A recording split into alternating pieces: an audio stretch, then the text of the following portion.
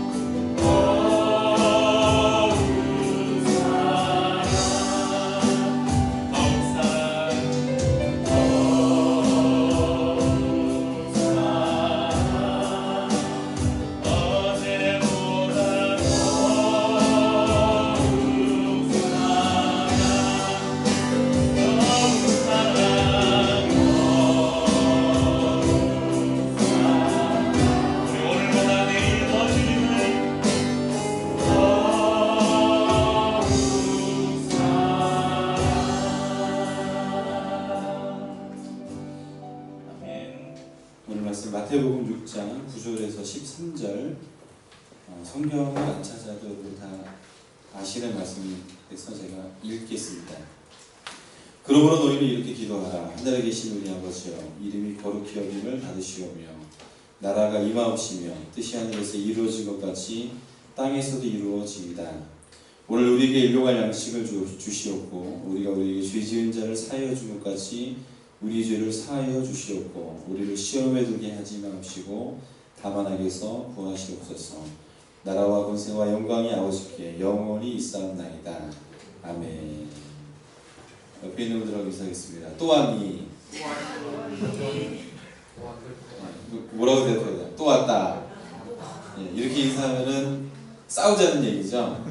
예, 옆에 있는 분들하고 다시 한번 인사하겠습니다. 사랑합니다. 축복합니다. 예, 말 한마디가 사람의 관계를 새롭게 합니다. 오늘 여러분들의 삶 속에 우리가 주님을 배우기 위해서 이 자리에 나왔는데 이 본문의 말씀을 통해서 너희는 이렇게 기도하라는 제목으로 이 말씀을 전하도록 하겠습니다. 우리가 신앙생활 하면서 큰 신앙의 두 가지의 중심이 되는 것이 있는데 첫 번째는 하나님의 말씀입니다. 이 하나님의 말씀은 방향성을 가지고 있어요. 어디서 어디로의 방향성이냐면 하늘에서 우리를 향한 방향성을 가지고 있습니다. 그래서 하나님께서 계시의 말씀을 주시고 많은 신앙의 열조들에게 자신을 나타내어 주셔서 오늘도 우리가 하나님의 말씀을 통해서 하나님을 알아갈 수 있습니다. 다른 한 가지 신앙생활의 축은 바로 기도입니다. 첫 번째 말씀은 하늘에서 우리를 향한 신앙의 방향성이라면 두 번째 기도는 어디를 향한 방향성일까요? 땅에서 하늘을 향한 방향성을 가지고 있습니다. 특별히 후반기 때 우리가 직접 집중적으로 배우는 것은 기도에 관한 내용이에요. 우리가 이 땅에서 하늘을 향한 신앙의 방향성을 배우는 시간입니다. 예수님께서 공생의 사역을 하시던 당시에 많은 종교 지도자들이 있으면은 제자들이 있다는 거죠. 그러니까 이 제자들이 스승에게 뭘 항상 요구했냐면 모범이 되는 기도, 어떤 기도가 바른 기도입니까? 그래서 자신의 스승들에게 기도를 가르쳐 달라고 요청을 했습니다. 그래서 세례 요한도 성경을 읽어보면 세례 요한도 자신의 제자들에게 기도문을 알려주었고 당시에 랍비들이 선생님이에요.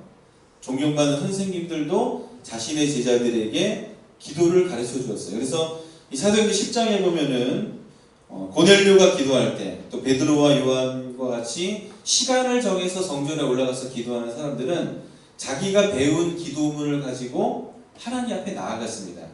물론 지금처럼 개인적인 기도를 드리기도 했지만 먼저 내가 배운 기도문을 가지고 하나님의 앞에 나가서 이렇게 기도를 먼저 했습니다. 오늘 본문에 나오는 예수님의 제자들도 다른 선생님들도 그렇게 기도를 가르쳐 주는데 하나님의 아들이신 예수님께 무엇을 요청하고 있는 거예요? 우리도 좀 기도를 알려달라고 요청하고 있습니다.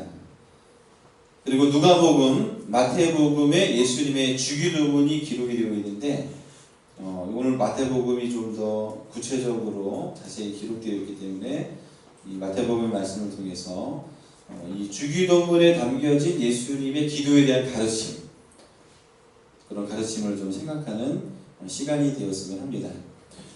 이 주기도문을 크게 5가지로 구분할 수 있습니다. 첫 번째는 이 구절을 보면은 이 기도의 대상이 누구인지를 확실히 알아야 돼요. 주기도문은 주문이 아니에요, 여러분들. 예, 막 이렇게 계속 무언가 반복하는 걸 주문이라고 그러잖아요. 주문을 외워보셨나요? 그 소녀시대의 노래 중에 뭐가 있어요? 소원을 말해봐요. 주문을 외워봐가 아니라 저는 지금까지 주문을 외워간 줄 알았는데 이렇게 실수를 해서 웃길 수가 있네요. 항상 준비된 웃음만이 아니라 다행이네요. 제가 좀 당황하고 있습니다. 분명히 이게 아니었는데. 이 기도의 대상이 누군가? 오늘 본문의 말씀에 보면은 하나님에 대해서 어떻게 표현하면 하늘에 계신 우리 아버지. 조금 요 본문을 바꿔볼게요. 따라하세요. 3층에 계신 우리 아버지.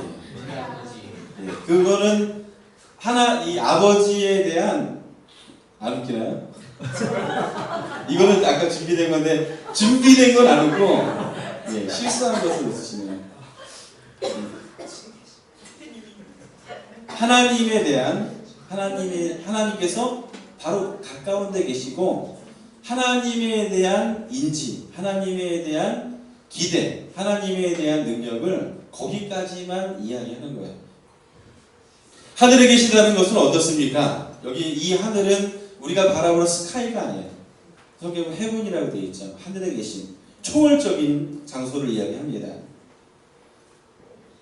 하늘은 지구상 어디에나 하늘을 바라볼 수 있습니다. 우리가 저 하늘을 바라보면 하나님을 바라볼 수 있어요. 즉 하나님은 어디에나 계시는 분이에요. 여러분들 미국에 있어도 아프리카에 있어도 어느 곳에 있어도 저 지하에 있어도 지상에 있어도 우리가 어느 곳에서든지 하나님을 바라볼 수 있는 분임을 고백하고 있습니다. 오늘도 우리가 일상적으로 하늘을 바라보지만 저 하늘을 통해서 우리는 누구를 바라볼 수 있습니까? 하나님을 바라볼 수 있다는 거예요. 일상적인 하늘을 통해서 오늘도 우리의 삶을 주관하시는 하나님을 여러분들이 바라보고 고백할 수 있습니다. 중요한 것은 그 하나님, 전능하신 하나님, 하늘에 계신 하나님이 우리의 아버지라는 사실이 제일 중요한 거예요. 따라하겠습니다. 하나님. 아버지. 예, 아버지.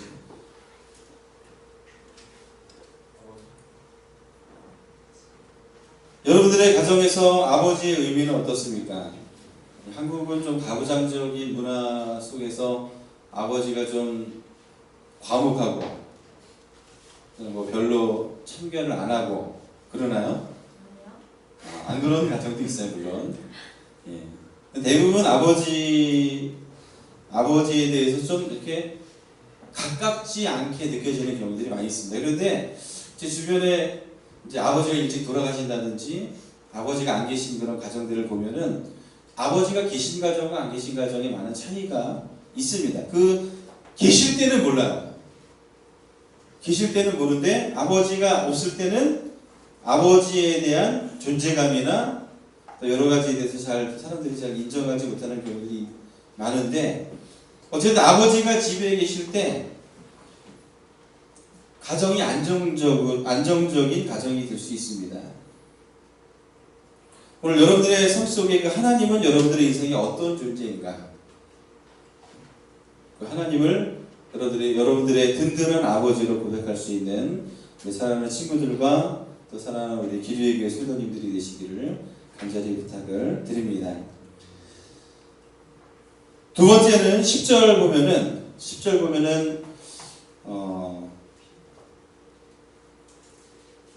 말씀에 보면은 제가 읽겠습니다. 이름이 거룩하게 하옵시며 나라에 임하옵시며 뜻이 하늘에서 이루어진 것 같이 땅에서도 이루어지이다. 이것을 그냥 우리는 일상적으로 계속 암송하고 외워요. 예배가 끝날 때 목사님의 뭐 축도가 없는 그런 예배라든지 그런 모임의 주기도문을 대부분 하잖아요. 근데 이름이 거룩하게 하옵시며 나라에 임하옵시며 뜻이 하늘에서 이루어진 것 같이 땅에서도 이루어지이다라고 반복하면서 이야기합니다. 근데 이러한 우리들의 고백을 사람들은 이렇게 이해를 합니다. 어떻게 이야기하냐면 하나님의 이름은 거룩히 여김을 받기 합당한 분입니다. 하나님의 나라가 이 땅에 이루어질 것입니다. 또 하나님의 뜻이 하늘에서 이룬 것 같이 땅에서도 이루어질 것입니다라는 그런 고백을 하게 됩니다. 근데 이 어감 속에는 막연한 기대를 담고 있어요. 내가 안 해도 누군가는 하겠지. 하나님께서 역사하시겠지라고 하는 그런 생각들을 하게 됩니다. 그런데 이 헬라어도, 이게 제가 영어를 이야기하려는 건 아니지만 헬라어도 문법이 있거든요. 그리고 영어나 다른 언어에 없는 명령법 3인칭이라는 문법이 있습니다. 근데 오늘 이 세 구절이 명령법 발음이 안 되네요. 따라했어요. 명령법 3인칭. 이게 뭐냐면은 자기 자신에게 자기가 명령을 하는 거예요. 근데 그런 거는 다른 어휘에 있나지가 잘 모르겠는데 어쨌든 헬라어에 우리는 막연하게 이렇게 고백을 하면서 이루어질 것입니다. 하나님의 이름이 거룩히 여기어질 것입니다. 또 하나님의 나라가 이 땅에 이루어질 것입니다. 막연한 기대를 이야기하는데 정확한 표현은 따라하겠습니다. 우리가 하겠습니다. 예, 자기 자신에게 말하는 명령이에요. 쉽게 이야기하면 다짐이죠. 오늘 본문의 말씀을 다시 풀어서 이야기를 한다면 우리가 하나님의 이름이 거룩히 여김을 받도록 하겠습니다. 여러분들이 부모님의 영광이 되십니까? 부모님의 이름의 영광을 가리우진 않습니까? 근데 우리가 하나님의 이름이 거룩히 여김을 받도록 그렇게 살아가겠습니다라는 다짐이 담겨져 있습니다. 또 우리가 하나님의 나라가 이 땅에 이루어지도록 하겠습니다. 이게 자기 자신의 결단이 담겨져 있어요. 또 우리가 하나님의 뜻이 하늘에서 이루어진 것까지, 하나님의 뜻이 하늘에서 이루어진 것까지 그 하나님의 뜻을 우리가 이 땅에 이루겠습니다라고 하는 다짐을 하고 있는 겁니다. 근데 우리가 주기도문 하면서 그냥 이거를 암송하고 넘어가는데 그 속에는 우리의 다짐이 담겨져 있다는 거예요. 여러분들이 일상적으로 반복했던 그 주기도문의 내용과 이 주기도문의 본래의 의미는 많은 차이가 있습니다. 여러분 하나님을 향해서 오늘도 하나님의 이름이 거룩히 여김을 위해서 하나님의 나라가 이 땅에 이루어지기 위해서 하나님의 뜻을 이 땅에 이루기 위해서 여러분들이 노력할 수 있는 또 이런 거룩한 다짐을 할 수 있는 복된 친구들이 되시기를 또 성도님들이 되시기를 간절히 부탁을 드립니다. 세 번째는 제가 빨리빨리 하죠. 세 번째는 오늘 우리에게 일용할 양식을 주시옵고. 여러분들 혹시 식사기도 하시나요? 식사를 안 하시죠? 식사하세요? 네. 앞으로는 가능하면 식사기도를 좀 하세요. 학생들은 말뚱말뚱 쳐다보지 마시고. 저도 이제 학창 시절에 저도 이제 뭐 모태신학을 어려서부터 교회 다녔지만 학창 시절에 친구들이 그냥 제 학창 시절을 좀 얘기할게요. 저희 때는 학교에서 밥을 주질 않아가지고 도시락을 싸가지고 다녔어요. 도시락을 싸가지고 다녔는데 저희 어머님이 제가 많이 먹었기 때문에 밥을 혹시 그 소풍 갈 때 담아가는 찬압 혹시 아나 모르겠네요. 네모난 거. 이 성경 펼치면 이런 찬압을 3단을 싸주셨어요. 그래서 밥을 2단, 그 다음에 반찬을 1단. 왜 그러시나요? 그래가지고 제가 등교해가지고 왜 무슨 상상을 하시는데요? 그 선생님이 저 같이 학교를 다니셨나봐요. 그래서 학교 가자마자 제가 하는 게 젓가락 가지고 밥을 열어서 4등분 하는 거예요. 1단 4등분, 2단 4등분 해가지고 그래서 1교시 딱 끝나자마자 4분의 1의 한 부분을 먹습니다. 쉬는 시간에. 2교시 끝나고 어떻게 할까요? 또 먹어요. 4분의 1을 먹었어요. 3교시 끝나고 또 먹어요. 근데 다 먹어야 돼. 근데 4분의 3과 4를 먹어야 돼요. 그리고 점심시간에 뭐 할까요? 운동하러 밖에 나가요. 축구하거나 농구하러. 여러분들은 모르는군요. 네. 그러고 나서 이제 점심시간 끝나고 5교시가 됐습니다. 뭐예요? 또 먹어야죠. 네. 또 먹고 그랬던 학창 시절이 있어요. 아무튼 저에게 있어서 일용할 양식은 찬압에 담긴 밥이었습니다. 어쨌든 우리가 밥 얘기를 하려는 게 아니라 우리 일상의 삶 속에서 우리가 살아가기 위해서 필요한 것들이 단순히 어떤 양식만의 문제가 아니라 우리의 삶 속에 필요한 것들이 있어요. 필요한 것들. 오늘 여러분들에게 있어서 필요한 것들을 여러분들은 어떻게 해결하십니까?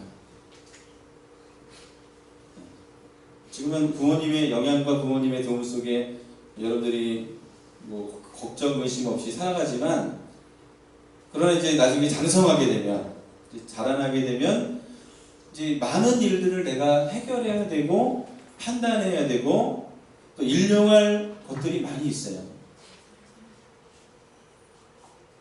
이런 문제를 가지고 우리 하나님 앞에 나아가라고 말씀하고 계십니다. 시편 37편 5절에 보면 여호와께 맡기라.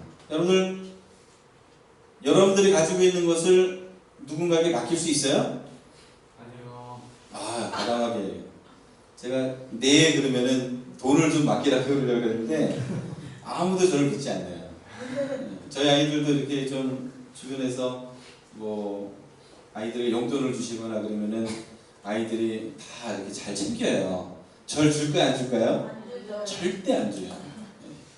제가 가끔 지갑에서 빌릴 때가 있는데 더 채워주면 더 채워놓지 덜 채워놓으면 걸려요. 내가 가지고 있는 돈이나 내가 가지고 있는 많은 것들을 누군가에게 맡기는 게 쉽지 않습니다.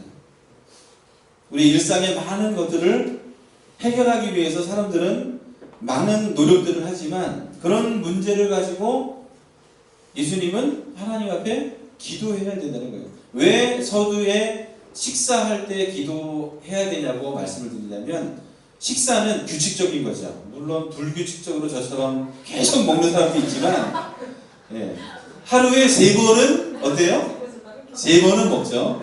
저는 기도를 더 많이 해야 되는 운명이었어요. 벌칙적으로라도 기도하세요. 어쨌든 하루에 3번은 기도해요. 정해진 시간에 식사를 하듯이 정해진 시간에 우리가 기도하고, 어떻게 보면 본능적인 거예요. 이런 것들, 본능적인 것들, 그런 것들을 가지고 하나님 앞에 나아가야 된다는 겁니다. 사람들은 큰 일이 있을 때 기도할 수 있다라고 생각하죠. 그렇지 않아요. 작은 일에서부터 기도할 때 우리가 하나님 앞에 나아갈 수 있습니다. 이 종교개혁자 마틴 루터는 오늘 본문의 말씀을 주석하면서 일용할 양식이란 밥 한 그릇을 이야기하는 것이 아니라 우리 생활에 필요한 모든 것들을 포함한다라고 이야기하고 있습니다.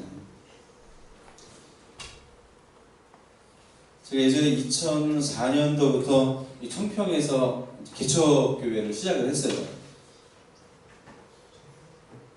그때 이제 저희가 아주 적은 금액으로 한 달을 생활을 해야 되고 경제적으로 좀 쉬운 상황이 아니었습니다. 게다가 지금은 저렇게 커버린 스무가 그때는 엄마의 뱃속에 있었어요. 근데 이렇게 큰 애가 뱃속에 들어갔으면 큰일 날 뻔했는데 그때는 작았어요.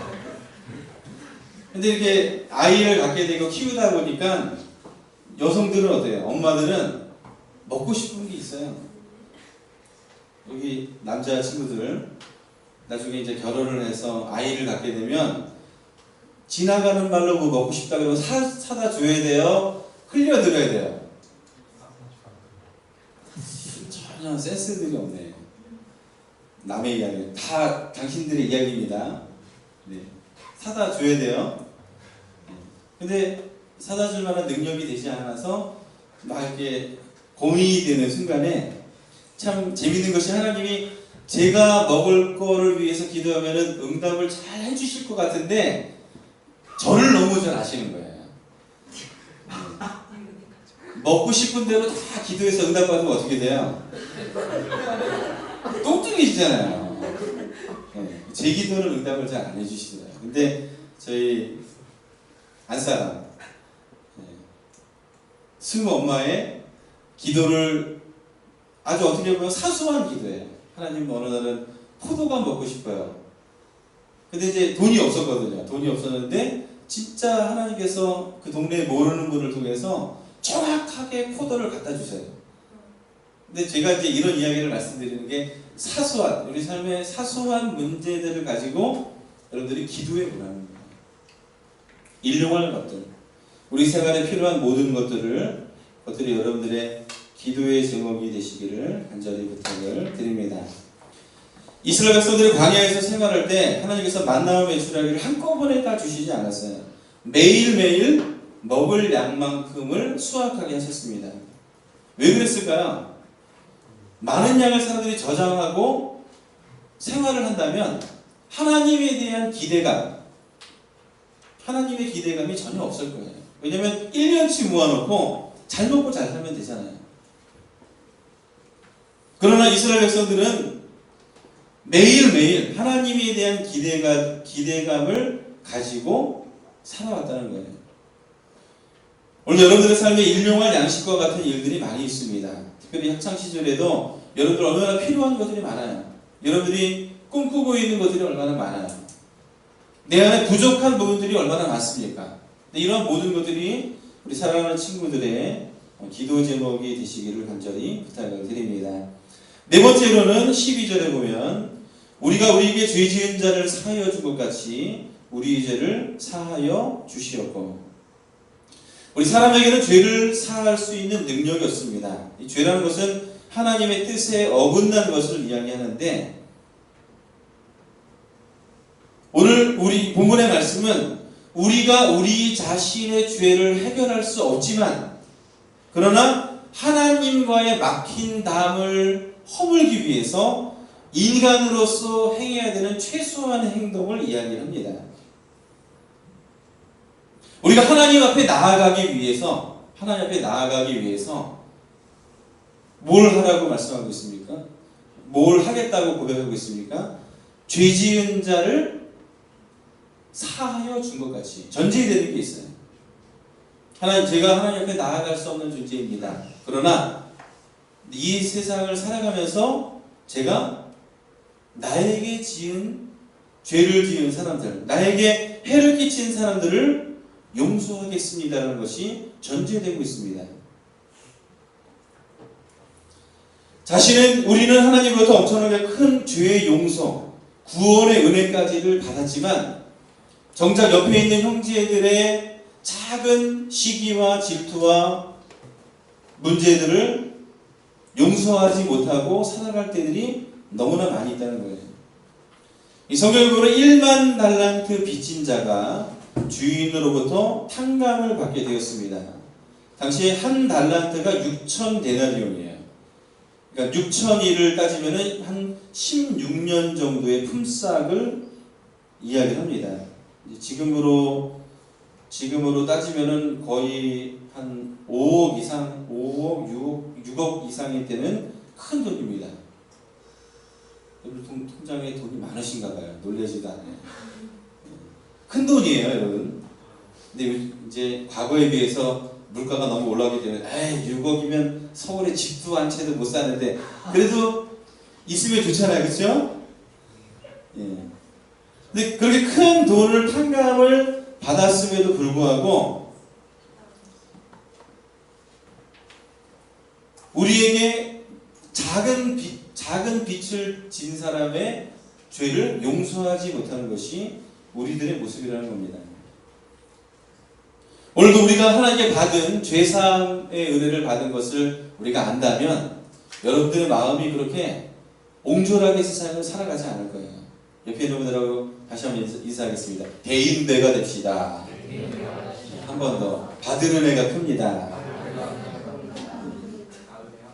받은 은혜가 큽니다. 오늘도 여러분들이 하나님께 받은 그 은혜와 사랑을 기억하고 오늘도 우리 안에 이러한 거룩한 다짐, 하나님 저를 용서해 주신 것처럼 제가 용서하는 삶을 살겠습니다라는 그런 고백, 이 주기도문 안에 그것이 담겨 있습니다. 또 13절 우리를 시험에 들게 하지 마옵시고 다만 악에서 구하시옵소서. 나라와 권세와 영광이 아버지께 영원히 있사옵나이다. 저는 예전에 이 주기도문을 막 너무 빨리 외우다가 이제 이게 습관이 돼서, 근데 왜 다만하기한테 구해달라 그러지? 이 어른들만 아는지는 유머예요. 다만하기가 뭔지 알아요 혹시?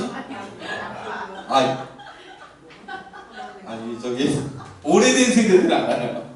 여기 젊은 학생들 모르죠. 담아내기를 양파를 담아내기라고 그래요. 근데 주기도문을 막 그냥 외우다 보니까 그리고 천천히 안 하잖아요. 그쵸? 근데 하다 보니까 담아나게서 구하옵소서를 그냥 담아내기에서 구하옵소서라고 그래서 왜 담아내기한테 구해달라 그러지 그러고 궁금했던 적이 있습니다. 제 생각이에요. 아무튼 주기도문은 그렇게 막 빨리 외워서 지나갈 내용이 아니라 우리가 모범으로 삼아야 될 기도의 내용이라는 겁니다. 설교는 이제 거의 마칠 때가 됐는데 설교 길게 하지 않습니다. 여러분들에게 문제를 하나 내겠습니다. 곤충을 세 부분으로 나누면 어떻게 되죠? 내가 먼저 얘기했나? 정답은 뭐예요? 줄게 없네. 없습니다. 이따 저기 실로티가 음료수 하나 드리겠습니다. 근데 어떤 학생이 고민하다가 이렇게 답을 몰랐던 것 같아요. 정답 죽는다.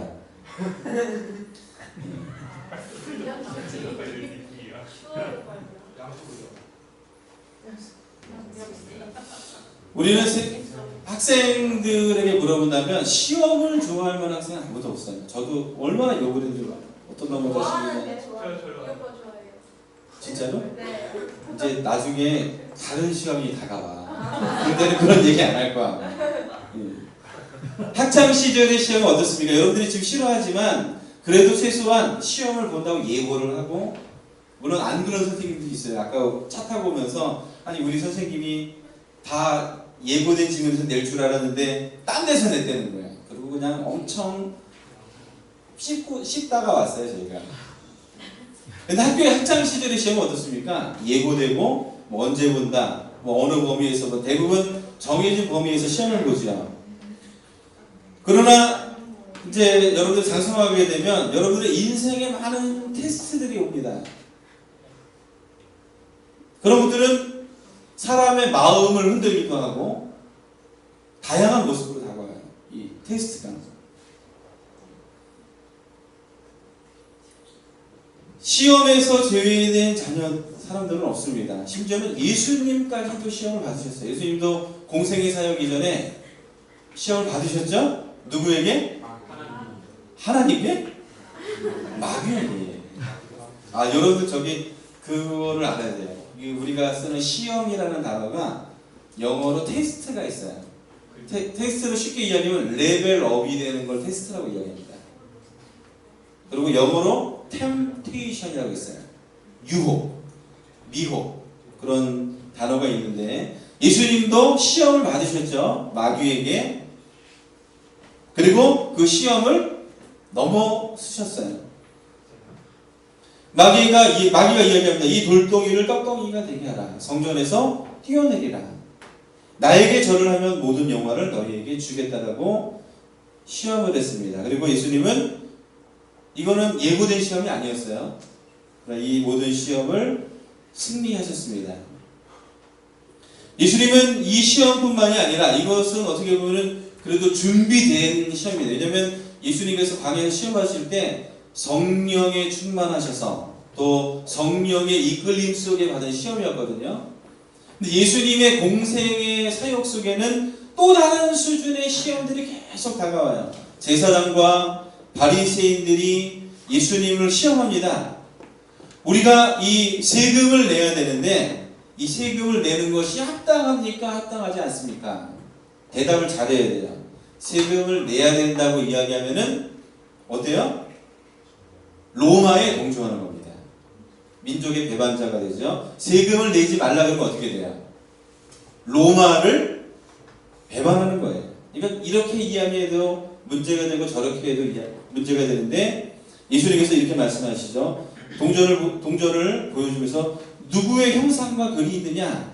사람들이 이야기합니다. 가이사의 황제의 것입니다. 그러면은 예수님께서 가이사의 것은 누구에게? 가이사에게. 하나님의 것은 하나님께 바치라. 얼마나 지혜로우세요. 멋있는 대답일 뿐만이 아니라 그 속에 우리가 생각할 수 없는 그 지혜가 담겨져 있습니다. 그러나 이러한 문제들이, 이러한 삶의 지혜들이 예수님께만 있는 것이 아니라 기도하는 성도들에게도 주어짐을 우리 여러분들이 깨닫게 되기를 바랍니다. 부탁을 드립니다. 예수님은 이 모든 시험을 어떻게 이기셨습니까? 성경 분명하게 말씀하기를 시험을 이기는 길은 따라하겠습니다. 기도 외에는 방법이 없다. 예, 여러분 지금 학창시절에 보이는 시험들을 많이 당하지만 치르고 있지만 앞으로 우리의 삶 속에 우리가 풀어가야 될 많은 테스트들과 템테이션이 다가올 수 있어요. 그러나 이 모든 문제를 우리가 풀 수 있는 키가 있다면 바로 기도라는 겁니다. 오늘도 우리가 주기도문에 대해서 이 시간 배웠습니다. 여러분들 이 주기도문을 여러분들이 기억하시고 계속 이 주기도문에 대해 그냥 어떤 주문처럼 반복해서 외우는 것이 아니라 오늘도 이제 말씀을 정리할게요. 우리가 믿고 의지하는 하나님이 3층에 계신 하나님이 아니라 어디에 계세요? 하늘에 계시고 어디서나 계시고 우리가 바라볼 수 있는, 늘 바라볼 수 있는 그 전능하신 하나님을 여러분들이 바라보고 또 하나님을 바라는 우리 사랑하는 친구들이 되시기를 바랍니다. 두 번째는 주기도문 안에는 우리의 의지가 담겨져 있어요. 의지가 제가 하겠습니다라는 의지가 담겨져 있습니다. 오늘도 반복되는 주기도문이 아니라 오늘 하나님의 이름이 거룩히 여김 받기 위해서 하나님의 나라가 이 땅에 이루어질 수 있도록 또 하나님의 뜻이 이루어질 수 있도록 여러분들의 의지를 고백하는 친구들이 되시기를 바랍니다. 또 우리 안에 받은 그 하나님의 은혜를 여러분들이 기억하고 우리에게 다가오는 많은 시험을 우리가 기도함으로 또 이겨나갈 수 있는 우리 사랑하는 친구들과 우리 기리의 교회 성도님들이 되시기를 간절히 축원합니다. 기도하겠습니다.